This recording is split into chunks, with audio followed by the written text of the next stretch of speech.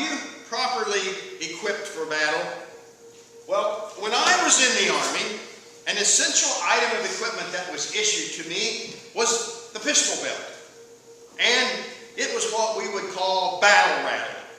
And it didn't seem very important, yet on it, we could have hooked on our flashlight, our first aid kit, a couple of ammo pouches, a knife, sometimes our hearing protection or a compass, and of course, we needed our canteen and anything else that was needed ready access to. And you know, one of the things I found is my ammo pouch was a good place to keep a snack, and there's still one in here. How old that thing is. Anyway. Every morning, while being a prisoner, the Apostle Paul watched his Roman guard as a soldier dressed himself. And when the soldier got dressed, then he would chain the apostle to him to ensure his captivity. And so as Paul was watching this Roman soldier dress, he was inspired by the pieces of equipment that he wore. So he started to assign spiritual meaning to each one of the pieces. And interestingly enough, the order of these pieces that Paul lists in Ephesians 6 chapter is in the exact order that the soldier would have put them on. One of the oddest pieces of the soldier's dress was not really armor at all. It was an undergarment. It was called a belt or a girdle.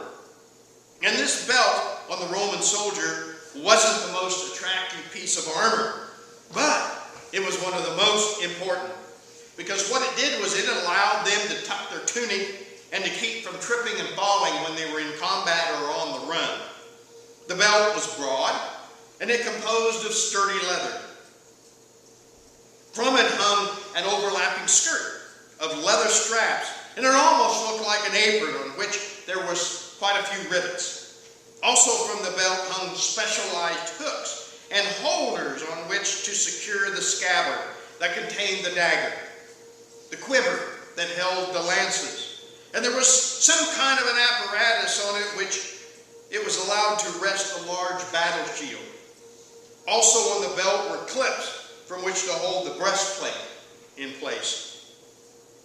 There, his bread, oil, we would call them sea rations, or in today MREs, meals ready to eat, were also on the belt. The King James Version tells us to gird up our loins with the belt of truth. And to gird up means to prepare. Remember, the Christian life is a battleground. It's not no playground. And Paul likened this belt in the Christian truth as he was putting up symbolisms for him as truth. Now, not the truth as in God's Word. For that image we're going to be talking about later when we talk about the sword of the Spirit. But rather truth that reflects a truthful life or integrity. Real integrity is like this belt or my pistol belt. It may be hidden deep within us, but its effects can be seen in how well we're able to wear the rest of the armor and hold it together. Our lives should reflect the highest integrity, or the rest of God's armor won't stay on. Charlie, when he was younger out of high school, took his horse to a veterinary. He complained about the horse. He said, you know, one day it limps, and the next day it doesn't, so it confuses me. He says, come on, tell me, what should I do? So the vet looked Charlie in the eyes and said, on the day he doesn't limp, sell him. We need to be cautious about how to handle the truth. Because I tell you what, just stating facts can sometimes be very misleading. There was a ship's captain one day, and he recorded in the ship log, he said, first mate drunk today. Now that was a true statement, but it was also the very first incident in which that first mate had been drinking while on duty. And so the mate, he pleaded with the captain to amend the statement. But the captain, he refused. He said, you know, it's a true statement. What can I do?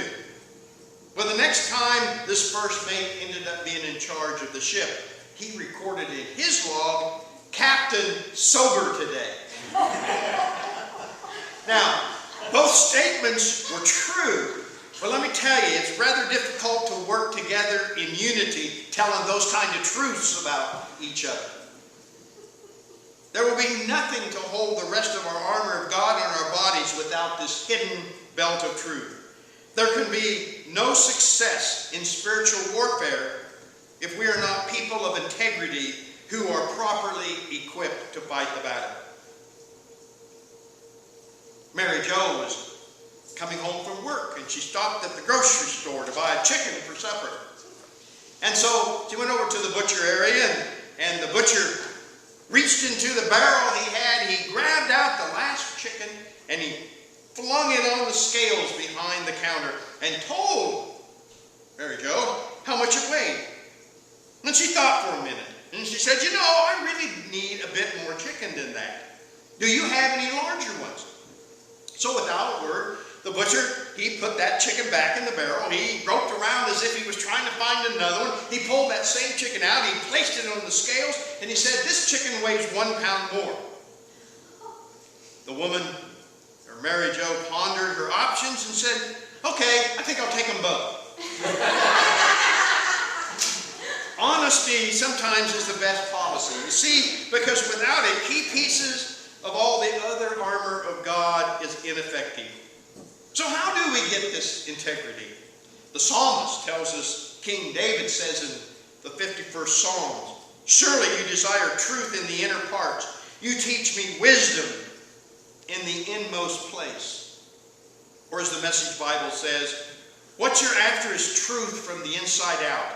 Enter me then, conceive a new true life." See, David describes in this verse the foundational nature of integrity, truth in the inner parts of us. David is referring to spiritual integrity here. And he says that God desires this in us. And this integrity is the foundation to the very kind of people we are. No matter how our outward actions appear, even if they appear godly to others, we still need to make sure that we have real integrity deep inside us. Because it can be easy to appear moral and spiritual on the outside without having real integrity in our lives. This is one of Satan's greatest deceptions. What we find is too often the appearance of integrity and the reality of integrity are two different things.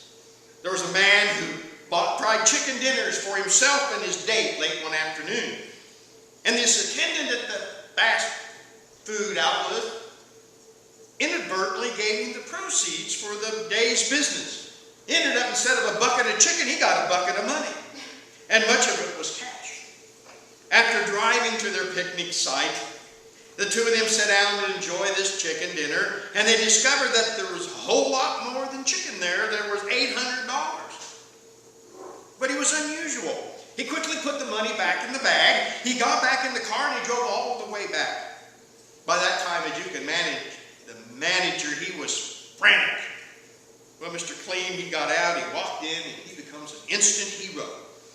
Says, "I want you to know I came by to get a couple of chicken dinners and wound up with all this money here."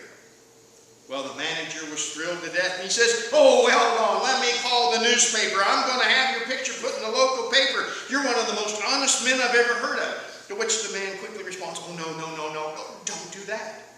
And then he leaned closer and whispered, he says, "You see the woman I'm with? She's somebody else's wife." When we walk in integrity in our relationships, we are utilizing the belt of truth. Because you see, one can be honest and still not have integrity. When we quit playing games and walk constantly, whether people see us or not, then we are using that belt of truth. Two brothers were getting ready to boil some eggs for Easter, because we're going to color them. And the older brother, of course, said this, "I tell you what, I'll give you $1 if you'll let me break 3 of these eggs on your head." Well, the younger one said, "You promise?" And the older one said, "Well, of course I do." So gleefully, the older boy broke 2 eggs over the brother's head. And the younger brother, he was standing there with this gooey mess just coming all over him. And then he asked, okay, when's the third egg coming? And he said, oh, it's not. If I did that, it'd cost me $1. The world will never hear nor believe the gospel from us if our lives lack this true integrity. We become like that brother, and we end up leaving them standing there, helpless, waiting for the next egg to hit. In that Old Testament reading that we read, we found that spiritual integrity begins with faith in God and His Word. The most incredible thing about Daniel was that even though he was threatened and with his life on the line, he continued to live out his belief. His faith in God prevented him from compromising the truth of God's Word for either a personal benefit, personal gain, or just staying out of trouble. His integrity was legendary. Everyone knew he had integrity. And even if they didn't believe in his God, the one thing they did was they respected Daniel for his integrity. How he acted, this set the stage later for others to believe in his God. But integrity never comes easy, does it? It's a tough battle. And it is contrary to the world in which we live in, a world that demands compromise at all times. Too often the pressure exists to compromise what we believe. If our faith in God is to have power, then we have to have an uncompromising faith in God. And Daniel understood that. Even if it meant loss of his life, it wasn't going to change the commitment he had to his God. And it was true integrity that Daniel had. Daniel's integrity came from his faith in God's Word. Where does our integrity come from? Daniel, he was facing this new law that forbid him to do what he knew he did every day and should do every day. Pray. And rather than compromise his integrity, he stood firm and he prayed anyway. Oh, he could have been like me and said, well, you know, we're only forbidden to pray for only 30 days. I mean, the time flies by. That's not very long at all. What's 30 days? I'll start praying again after a month when this law is void again. You see, too many Christians today would never be convicted of praying during those 30 days. But this is not what integrity is all about. It doesn't look for a way out. It looks for a way through the problem. The way of being faithful to God no matter the cost. All we have to do is look at C.S. Lewis when he fell into the grace. He could have real easily went into the monastery. But what he did was worse. He ended up publicly explaining and openly defending his personal God to millions of listeners and readers. Unfortunately, that undignified behavior embarrassed the hierarchy of his college at Oxford, and it cost him the chance for ever getting a promotion to a higher level on the faculty. Lewis learned that, you know, if you speak about beauty, truth, goodness, and about God as a great spiritual force, people will be kind of friendly. But he found that temperature dropped when you discuss a God who has definite commands, who does definite acts, and has definite ideas and character. Daniel's enemies counted on the one thing that Daniel had. That was his integrity to get him arrested. They knew he had such integrity that they were sure their plan was going to work. And sure enough, it did. He was arrested and thrown into the lions. But of course, that wasn't the end of the story. You see, God rescues the faithful. He rescued Daniel from the lions. And instead, the men without integrity were thrown into the lions. You see, but one of the advantages of being buckled with the belt of truth is that it gives us freedom. Freedom from guilt. Freedom from having to construct lies and then remembering them. Freedom from not being believed by others. The life of integrity frees us so we can focus and be strong in Jesus. Because you see, Daniel gained far more than just his personal freedom when he was released from the lion's den. He gained the freedom to proclaim the true God in his pagan society. His ability to witness to the truth of God was directly connected to his ability to have the truth in the inner parts of his life. There was a Monica Miller, and she tells this story. She says, about my husband, Gene, and I volunteered to help out in an early shift at the charity golf tournament. And it was 6 in the morning, and we left the house. The streets were deserted. There wasn't anybody around. And at one intersection, the traffic light was turning yellow. But instead of slowing down, Gene gunned it. And of course, the light turned red just before we went through it. Instantly, we heard this siren going off and saw blue flashing lights. Gene hadn't noticed that there was a policeman who was following him. And so as they pulled over, the officer approached and he was shaking his head. And he said, you know, you had plenty of time to stop for that light, he growled.